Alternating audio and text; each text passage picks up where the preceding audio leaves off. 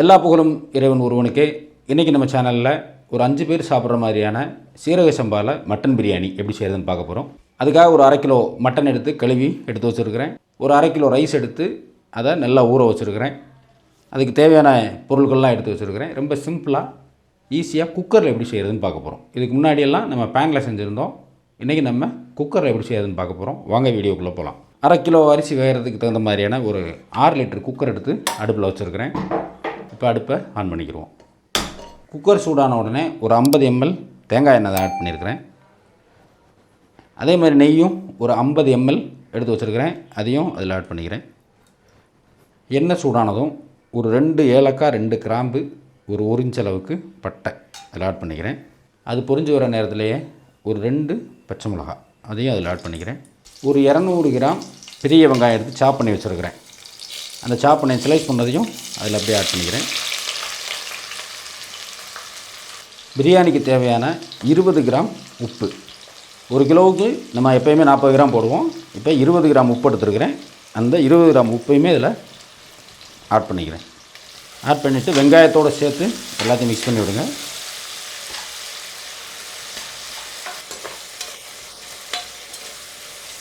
வெங்காயம் ஃபுல்லாக வதங்கணும்னு தேவையில்லை. ஏன்னா நம்ம மட்டன் போட போகிறோம். ஒரு 5 அந்த மட்டனுக்கு வேகிற அளவுக்கு 5-6 விசில் விடுவோம். அதுலேயே வெங்காயம் நல்லா வதங்கிடும். இந்த நேரத்தில் ஒரு கையை விட கம்மியாக ஒரு 5 விரல் எடுக்கிற மாதிரி புதினா இலை அதை அதில் சேர்த்துக்கிறேன். அதே மாதிரி ஒரு 5 விரல் எடுக்கிற மாதிரி மல்லி இலை அதையும் அதில் சேர்த்துக்கிறேன். மிளகாய் பொடி ஒரு 1/2 டீஸ்பூன் அதில் சேர்த்துக்கிறேன். மல்லிப்பொடி ஒரு 3/4 டீஸ்பூன் அதில் சேர்த்துக்கிறேன். கரம் மசால் ஒரு 1/2 டீஸ்பூன் அதில் ஆட் பண்ணிக்கிறேன். இஞ்சி பூண்டு பேஸ்ட்டு 2லேயும் 50 கிராம் எடுத்து அதை அரைச்சி ஃபைன் பேஸ்ட்டாக எடுத்து வச்சுருக்கிறேன். அதையும் அதில் ஆட் பண்ணிக்கிறேன். அதே மாதிரி ஒரு 50 கிராம் சின்ன வெங்காயம் அதையும் எடுத்து அரைச்சி பேஸ்ட் பண்ணி வச்சுருக்கிறேன். அதையும் அதில் ஆட் பண்ணிக்கிறேன். அதே மாதிரி ஒரு 200 கிராம் தக்காளி எடுத்து நைஸாக சாப் பண்ணி வச்சுருக்கிறேன். அதையும் அதில் ஆட் பண்ணிக்கிறேன்.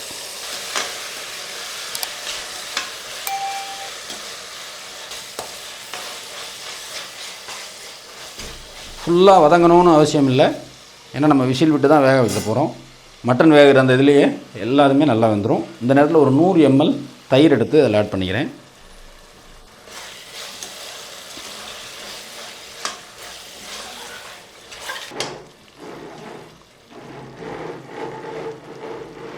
இந்த நேரத்தில் மட்டனை ஆட் பண்ணிக்கிடுவோம்.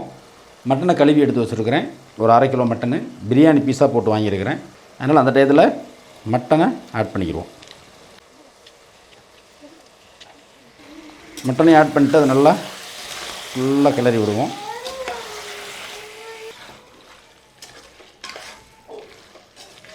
இந்த நேரத்தில் மட்டன் வேகிறதுக்கு தேவையான கொஞ்சம் தண்ணி ஊற்றணும். தண்ணின்னா நான் அரிசி எந்த பாத்திரத்தில் அளந்தனோ அதே பாத்திரத்தில் 2 பங்கு தண்ணி எடுத்து வச்சுருக்கிறேன். அந்த 2 பங்கு தண்ணியை விட கூடுதலாக ஊற்ற வேணாம். அந்த 2 பங்கு தண்ணியிலேருந்து மட்டன் வேகிற அளவுக்கு தேவையான தண்ணியை ஆட் பண்ணிக்கிறோம். ஒரு டம்ளர் அளவுக்கான தண்ணி ஆட் பண்ணியிருக்கிறேன். ஆட் பண்ணிவிட்டு எல்லாத்தையும் மிக்ஸ் பண்ணி விட்டுறேன். ஏன்னா மட்டன்லேயும் தண்ணி இருக்கும். அந்த தண்ணியுமே பிரியாணியில் இறங்கும். அப்போ எல்லாம் கரெக்டாக இருக்கும். அந்த வேகிற டயத்துக்கான தண்ணி அந்த மட்டனில் இருக்கும். இருந்தாலும் அடி பிடிச்சிடக்கூடாதுங்கிறதுக்காக இந்த தண்ணி ஆட் பண்ணியிருக்கிறேன். எல்லாத்தையும் ஆட் பண்ணிவிட்டு குக்கர் மூடி எடுத்து போட்டு மூடி அதனோட வெயிட்டையும் தூக்கி வச்சுருவோம். ஒரு 6 விசில் அடிக்கட்டும்.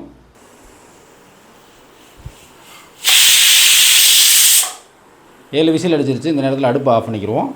குக்கரோட ஆவியெல்லாம் அடங்குற வரைக்கும் கொஞ்ச நேரம் வெயிட் பண்ணிக்கிடுவோம். குக்கரோட விசில் அடங்குற அந்த நேரத்தில் நான் அரிசியை ஒரு தடவை இப்படி பிரட்டி விட்டேன். தண்ணியில் ஊற போட்டிருந்தோம். அந்த ஊற போட்ட தண்ணியில் ஒரு தடவை இப்படி பிரட்டி விட்டு அதை அப்படியே நல்லா வடித்து ட்ரைன் பண்ணி எடுத்துகிட்டு வந்திருக்கிறேன். இப்போ குக்கரை ஓப்பன் பண்ணிக்கிடுவோம்.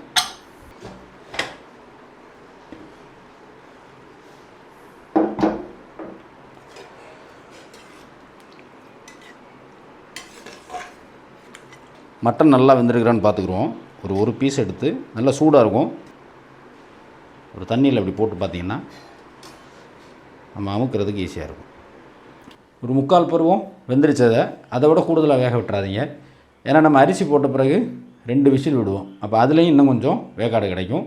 அதனால் இன்னும் வெந்திரிச்சுன்னா பிரியாணியில் கறியே இருக்காது, எல்லாமே கரைஞ்சி போயிடும். இப்போ அடுப்பை பற்ற வச்சுக்கிறோம். இப்போ நம்ம எடுத்து வச்சுருக்கிற தண்ணி அதில் ஆட் பண்ணிக்கிறோம். எந்த பாத்திரத்தில் அரிசி எடுத்தோமோ அதே பாத்திரத்தில் 2 பங்கு தண்ணி. நல்லா மசாலாம் தண்ணியில் மிக்சர் அளவுக்கு கலக்கி விட்ருவோம். தண்ணி கொதிக்கிறதுக்காக குக்கரோட மூடி எடுத்து மூடி சும்மா மேலாக மூடி வச்சுருங்க. தண்ணி நல்லா கொதிச்சிருக்கு. இந்த நேரத்தில் நம்ம அரிசியை ஆட் பண்ணிக்கிறோம். அதுக்கு முன்னாடி இந்த நேரத்தில் உப்பு பார்த்துக்குறோம். உப்பு பர்ஃபெக்டாக இருக்குது. இந்த நேரத்தில் அரிசியை அப்படியே ஆட் பண்ணிக்கிறோம்.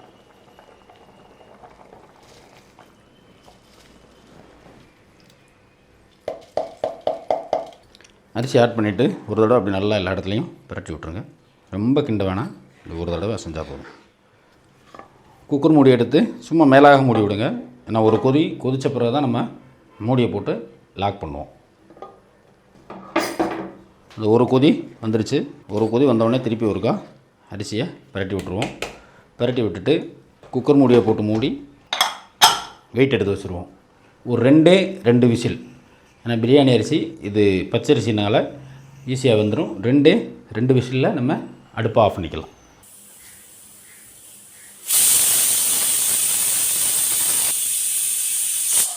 குக்கரோட விசிலெலாம் அடங்கிருச்சு. குக்கரை ஓப்பன் பண்ணிக்கிறோம்.